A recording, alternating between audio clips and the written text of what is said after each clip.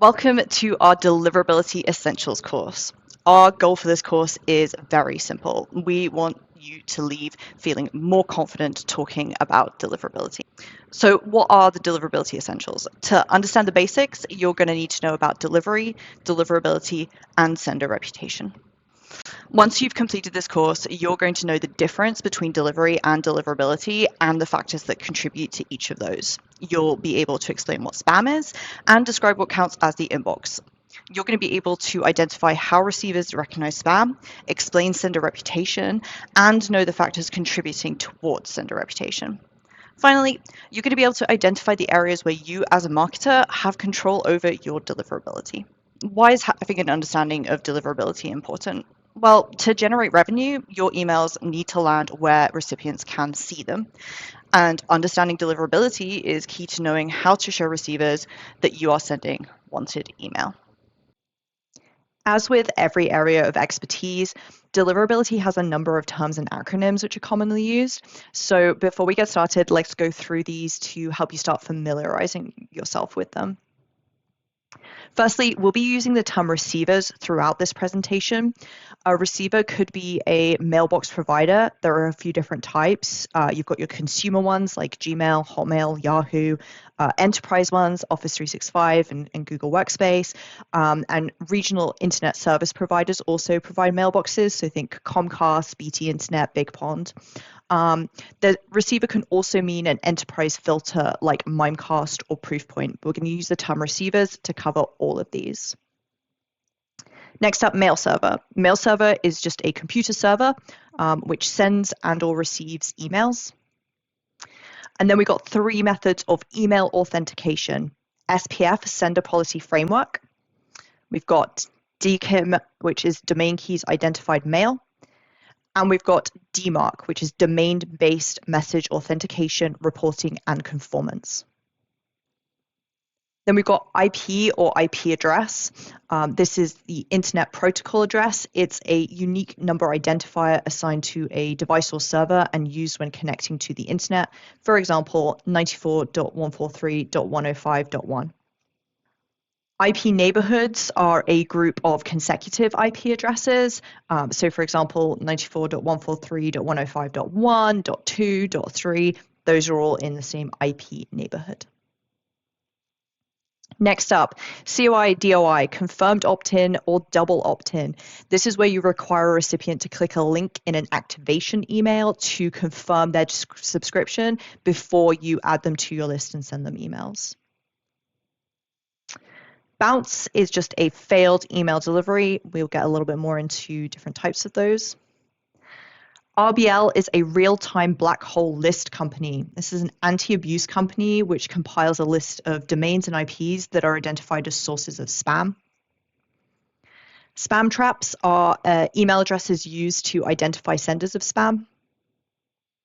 And finally, block lists, which are a list of domains and IPs identified as a source of spam.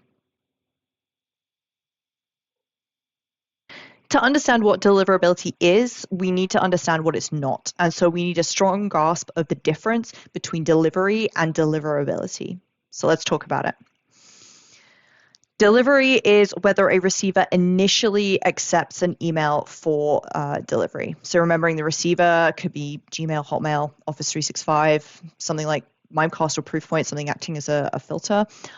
Delivery just describes, have we successfully transmitted an email from Dotdigital to that receiving mail server? Deliverability is also known as inbox placement, and this describes where the email appears to the recipient. Does it appear in their inbox or does it appear in their spam or junk folder? Delivery and deliverability are impacted by different factors, but they are related. So when it comes to successfully delivering an email, the most critical thing is sending to the correct email address. Just like dialing a wrong number, if the email address you tried to send to doesn't exist, you can't deliver an email to it. Next up, receivers are going to check that your email is authentic and legitimately from who it says it's from. So it's important that your sending domain is set up to pass checks on SPF, DKIM, and DMARC. Next, the IP address you're sending from is really important. This is the first identifying badge a receiver sees. Receivers are inherently suspicious of emails originating from IPs that have never sent emails before, which have previously sent spam emails, or whose neighboring IPs have previously sent spam. You want to send from IPs the receivers trust to be sending wanted emails, to avoid your emails being rejected, being bouncing, right? This is why ESPs like Dotdigital have a rigorous pre-sales vetting process to ensure that all of our senders follow best practices and don't send spam. Without getting into a lot of technical weeds, that's what Dotdigital's messaging operations team is here to do for you. Different receivers like to receive emails in different ways and expect sending mail servers to adjust how they send if certain error codes are returned. So to successfully deliver emails, the outbound or sending mail servers need to be correctly configured to respect each receiver's different preferences. And finally, your sender reputation. Your reputation as a sender can impact whether or not emails are accepted for delivery and how quickly they're accepted. If your emails have been spammy before, then you can find that emails take longer to be delivered or may not be delivered at all. Now, here at Dotdigital, our infrastructure is configured and optimized for successful sending. You just need to have the right email address and use the tools in your Dotdigital account to create and execute strategies that build good sender reputation. Speaking of which, let's talk about factors which affect deliverability, because sender reputation is definitely the big one. Sender reputation is the critical factor when it comes to whether your email lands in the inbox or not. If you have a good sender reputation, your emails are more likely to land in the inbox where your recipients can see them. Recipient engagement is hugely important when it comes to building good sender reputation and having good deliverability. Receivers are looking at how their users, your contacts, interact with your emails as the best indicator of whether those emails belong in the inbox. Authentication is also critical for inbox placement. You need to prove that your emails are legitimately sent from you and not from somebody else pretending to be you. So not having SPF, DKIM, and DMARC authentication will cause your emails to be more likely to land in the spam folder if they're delivered at all. So what are the key takeaways here? Well, there's a difference between delivery and deliverability. Delivery is the transmission of an email between two servers. To achieve this, you need a correct email address and you need authentication. Deliverability is where an email lands after transmission, inbox or spam folder. If you have good reputation, you're more likely to land in the inbox. So now that we know the difference between delivery and deliverability, let's talk about how to get to the inbox instead of landing in the spam folder. So now that we know the difference between delivery and deliverability, let's talk about how to get to the inbox instead of landing in the spam folder. First of all, what even counts as the inbox? The inbox is the first place that recipients are looking when they check their emails. We're all familiar with the focused or primary inbox, but also any tabs such as Gmail's promotions tab or the others tab in Outlook, they're also considered the inbox. Users who have these tabs active are trained to look there when they're looking for deals and promos. And if the recipient has rules directing messages to specific folders to help them manage their emails, those folders are also the inbox. What is spam? Well, spam doesn't just mean illegal email. Any email which is unwanted is a spam email. And while this can include unlawful, abusive, or otherwise malicious content, think phish, scams, malware, or ransomware, it also includes emails from brands who didn't get recipient consent, and that does include B2B cold outreach emails. Emails can also be spam if they're about products or topics that are irrelevant to the recipient, or if the email is from a brand which is no longer of interest to them, even if that brand originally gathered consent. A very low percentage of emails that are actually wanted. In fact, depending on the source and the mailbox provider, anywhere between 90 to 99% of all inbound emails handled by receivers are spam. So receivers have the tough job of trying to find the wanted mail and screening out everything else so that their product continues to have value to their users. How do they do that? Well, it's all about how their users, your contacts, interact with emails sent to them. Receivers analyze this behavior to create a reputation for your sending domain. This is a measure of how much they trust you to send wanted mail. If your reputation is poor, then it's less likely that your emails are going to land in the inbox. Each receiver has different markers and weightings, which they apply in different ways, meaning there's no such thing as universal sender reputation. It's entirely possible, for example, to have great reputation with Yahoo and poor reputation with Gmail, if your Yahoo contacts are more engaged with your emails than your Gmail contacts. If you're a B2B sender, then you also need to be aware of a technique called fingerprinting. This is where technical and human visible content of an email is sampled, with the words fingerprinted, and then compared to the fingerprints of known spam. The filters are looking for similarities to indicate whether an email is spam or wanted mail. There are plenty of myths out there about what affects inbox placement. Things like spammy words, all image emails, and using emoji in the subject line. In isolation, any one of these things is not going to be solely responsible for your emails landing in spam. It's really about how the contacts interact with your emails. All image emails, for example. If a recipient doesn't automatically download images, so your email is just going to end up being a collection of broken image icons, there's nothing there to interact with. There's nothing to incentivize them to download the images in order to interact with your mail. In addition, there's an accessibility impact to all image emails. Text to voice readers are going to struggle with them. Those factors can result in lower engagement with your all image emails. Lower engagement means receivers will trust you less to send wanted mail. That in turn can result in emails landing in the spam folder. How can you tell if your emails were delivered to spam? Well, while receivers will tell you if an email was rejected, i.e. bounced, they do not surface whether an email was delivered to the inbox or the spam folder. And that's because doing so is going to surface this information to the bad actors as well. That being said, it's possible to get some indicators of inbox placement with the use of seed addresses, and Dotdigital deliverability data and deliverability perspective customers can access that reporting. Spam is not just illegal mail. Spam is any unwanted email. The inbox is a big place, including the primary or focused inbox and any tabs or folders that the recipient uses. To determine whether an email is spam or wanted, receivers look at how their users, your contacts, interact with the emails. Each receiver uses this analysis to determine how much they trust your emails. This trust measurement is your sender reputation. We've mentioned sender reputation multiple times already. It's vital to both delivery and deliverability. It is the critical factor in deliverability in inbox placement. And your sender reputation as a receiver is going to determine your success in getting emails to the inbox. So let's talk more about sender reputation. There are a lot of factors that come into play when a receiver is determining whether or not they trust your emails and whether they belong in the inbox. We've got authentication, the quality of your data and how well you manage that on an ongoing basis, how people react to your emails, both positively and negatively.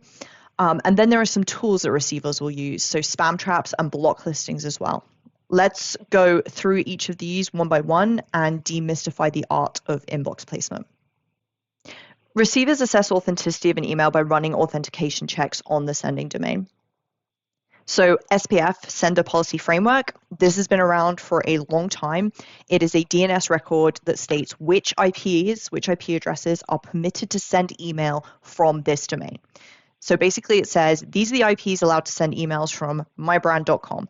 If you see emails that look like they're from mybrand.com, but they're coming from other IP addresses, those aren't me and they could be fake or they could be malicious. DKIM, Domain Keys Identified Mail.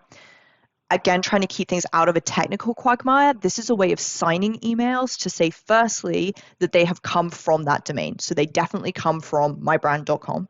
And secondly, that the email hasn't been changed. So between the email being sent out by the sending mail server, zipping across the internet, and then being delivered to the receiving mail server, this email has not been changed. It has not been tampered with. DMARC is Domain-Based Message Authentication, Reporting, and Conformance. They tried real hard to make that acronym work, right? DMARC does a few things. So firstly, it says that genuine emails should pass SPF and or DKIM checks. So if an email from mybrand.com fails both SPF and DKIM, it's probably not genuinely from me. Secondly, it tells receivers what to do with those emails that fail those checks, right? So if an email fails SPF and DKIM, I've said this isn't me, and now I'm going to give a suggestion of what to do with that email. So options are do nothing but tell me about it, P equals none reporting, right? Secondly, it tells receivers what to do with those emails that fail those checks. Okay, so I've said, hey, this email, if it fails both SPF and DKIM, it's probably not me. And now I'm going to suggest to the mailbox provider what they should now do with that email. So there are a few options. One is do nothing but tell me about it, the sender, send me some reporting to tell me it failed. The second one is quarantine or put it in the spam folder. And the third one is reject, bounce it. The third thing that DMARC does is it provides that reporting mechanism for receivers to give senders feedback on how much of their mail is passing or failing authentication checks. So even with that P equals none policy, so you're not telling the mailbox provider to do anything specific with that email, you're telling them just tell you about it so that you can then go and investigate. Like, is this a legitimate mail and I've just missed setting up authentication for it? Or is this something that is potentially malicious or nefarious? All domains used for sending email in Dotdigital are authenticated with SPF, DKIM, and DMARC in compliance with bulk sender guidelines from major mailbox providers like Gmail, Yahoo, and Microsoft. While authentication doesn't guarantee inbox placement, receivers will often say authentication will give you the deliverability you deserve.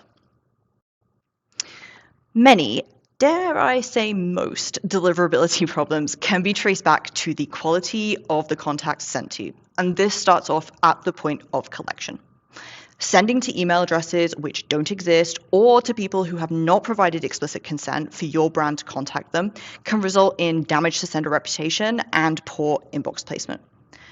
At the point of sign up, it is critical to verify that the email address collected exists, that the owner of that inbox is the person signing up, and that they definitely want to hear from you. The only truly reliable way to do this is to use confirmed opt-in, sometimes known as double opt-in. This is where the contact must click an activation link sent to their inbox in an email in order to confirm their subscription. While you can implement other protective measurements, such as capture on sign-up forms to mitigate against programmatic form submission, COI is the only method which reliably verifies all three requirements: explicit consent, correct email address, and inbox ownership. Just collecting good data isn't enough, though. A healthy database requires ongoing maintenance, and it's important to regularly clean up your data. Hard bounces are permanent failures in delivery, and suppression of these addresses happens automatically in the platform. Soft bounces could potentially be temporary errors. You can try and send to these again in the future, but if they continue to bounce, they should be suppressed. Another important part of list hygiene is remembering that consent doesn't last forever. You need to implement a sunset policy to remove inactive contacts from your lists regularly. So by default, Dotdigital suppresses soft bouncing contacts after they've bounced 20 consecutive times, but this is actually customizable. You can change it in your Dotdigital account. So if you log in and go to settings, then email, and then suppression settings, you can change that threshold, that bounce threshold there. So to avoid suppressing a contact due to a temporary technical error or something like their inbox has filled up while they're on vacation, we recommend choosing a threshold number of bounces that would mean 3 or more bounces over a period of 15 days or longer. That exact number is going to depend on how frequently you send emails. For example, if you're a daily sender, sending out those emails like every single day, you want the threshold to be 15 to 20 bounces before suppression, right? 15 to 20 days before you say, okay, we're going to suppress. If you're sending twice a week, a threshold of 7 to 10 bounces before suppression is going to give you that 3 consecutive bounces over 15 days or longer. And for a weekly sender, 3 to 5 bounces would be the recommendation. Recipients interacting positively with your emails improves your sender reputation. If a high proportion of your database responds positively to your campaigns, it's a strong signal to receivers that your emails are wanted and they belong in the inbox. Positive interactions can include opening, clicking, reading, and replying to your emails. Yes, email is a two-way communication channel. Don't neglect your replies. They contain direct feedback from your recipients. Conversely, if a high proportion of your database negatively interacts with your emails, it sends a strong signal to receivers that your emails are not wanted. This can result in damage to your reputation and emails landing in the spam folder. Negative interactions can include not opening emails, the comical acronym DWO, which is delete without opening, and recipients reporting or marking your emails as spam or junk or moving them to the spam or junk folder. Let's talk about spam traps. So a spam trap is an email address used by a receiver or an RBL, real-time black hole list company, mentioned those earlier, to identify spammers.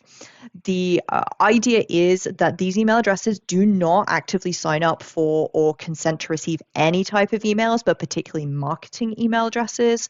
So this means that anyone sending emails to that address is not following best practices around getting consent or around their data hygiene. So they may be purchasing lists of email addresses from a data broker. That is a huge source of spam traps. Or they may be sending to email addresses which haven't engaged with their brand for a really long time. And those email addresses can be repurposed as spam traps.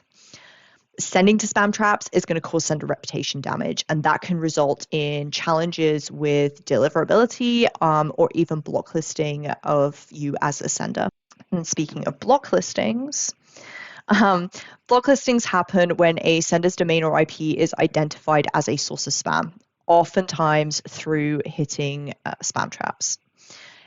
If your sending domain is on a block list, you may see spam folder placement, delays in your emails being delivered, or even emails being bounced by receivers. However, not all block lists are created equal, and the impact of them can vary. Receivers maintain their own block lists, and the impact of being on a block list for a receiver is only going to affect emails delivered to that receiver. If your domain ends up on Yahoo's block list, for example, you'll see emails to Yahoo bouncing, but you won't see impact on delivery to Gmail or to Hotmail. So the impact is limited to a single mailbox provider or a single receiver, but that impact is going to be pretty high because it's their own block list. They're likely to be rejecting kind of everything. There are also independently run real-time black hole list companies, RBLs, who maintain block lists to help in the fight against spam and abuse in the ecosystem. This is where the impact can really vary. If you're listed on an RBL, it's only going to have an impact on your emails if the receivers you send to are actively using that specific RBL for filtering decisions. There are many RBLs which do not have wide adoption, and so listings with those RBLs are going to have little to no impact on your emails either being delivered or getting to the inbox because they're just not considered. They're not part of the weighting. They're not part of that processing of your email, right? Spamhaus, different kettle of fish. They are the largest and most reputable RBL. They're trusted in the community by many receivers, both B2C and B2B. So a listing with Spamhaus can wreak absolute havoc with emails being delivered to the spam folder or bouncing.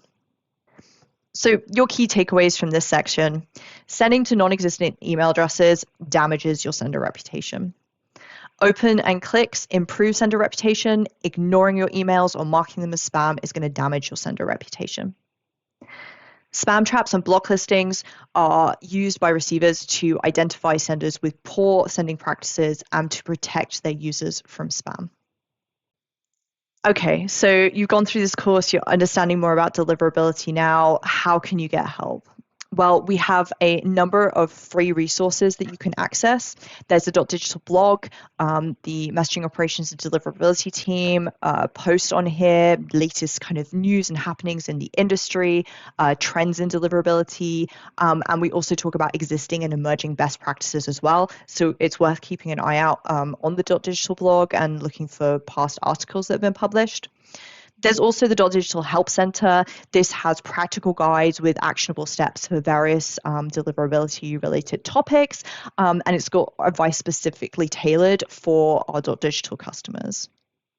If you're looking for even more in-depth help with deliverability, understanding, where you're at the moment, help troubleshooting a challenge or achieving a goal, then we have a number of paid packages where you can partner with one of our expert deliverability consultants, somebody from mine and Tanya's team who can help you out with this.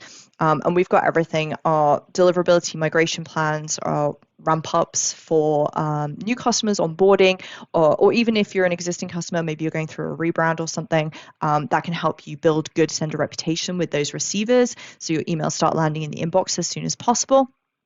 Our deliverability scorecard is a great product for any customer. This is going to give you a health check report on your deliverability. We can either just go for a generalized health check, or if you have particular areas of concern, then we can focus on those areas and give you a report with some actionable recommendations. Deliverability data and perspective packages both use our third-party platform for inbox placement insights. It gives you access to a seed list of over 90 global receivers, so you can send to those seed addresses, and then we can actually pull out the data of where exactly did those emails land. Did they land in the inbox or the spam folder? It gives you a little bit more of an indicator, plus it's got some other cool feeds that it gets pulled in from there that give you some more insights on your reputation.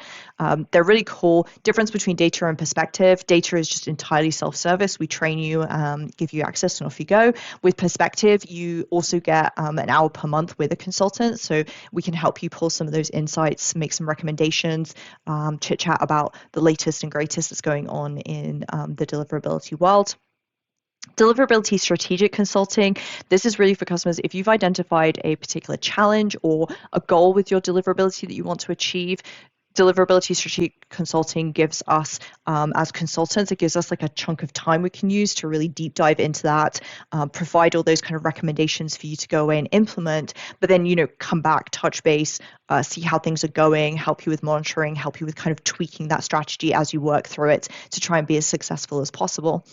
And if you've really enjoyed this training, maybe you want to do some one-on-one training. We offer a deliverability bootcamp. We can go through the topics we've discussed here. We can deep dive into some of these topics. This is an essentials course, so we're giving you the basics that you need here to be comfortable and confident with deliverability. But the bootcamp, we can go into much more detail, and there are so many topics that we haven't spoken about here today.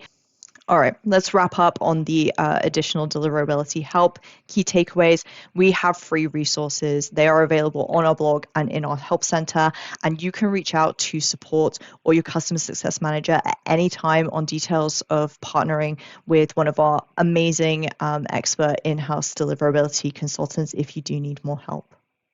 Well, there we have it, folks. You reach the end of our Deliverability Essentials course, where we took a look at the basics of deliverability: delivery, deliverability, and sender reputation. Let's recap what we've learned. Delivery is the successful transmission of an email to the receiving mail server, whereas deliverability describes whether an email landed in the inbox or the spam folder. For successful delivery, you need a valid email address and the correct setup. For strong deliverability, you need to build good sender reputation. Authentication, such as SPF, DKIM, and DMARC, is critical both for successful delivery and achieving the deliverability you deserve based on your sending practices. We also learned that spam isn't only illegal mail, it's any email which is unwanted. The inbox includes any default tabs and custom user folders, as well as the primary or focused inbox. And recipient engagement and your sender reputation determine whether an email is more or less likely to be spam.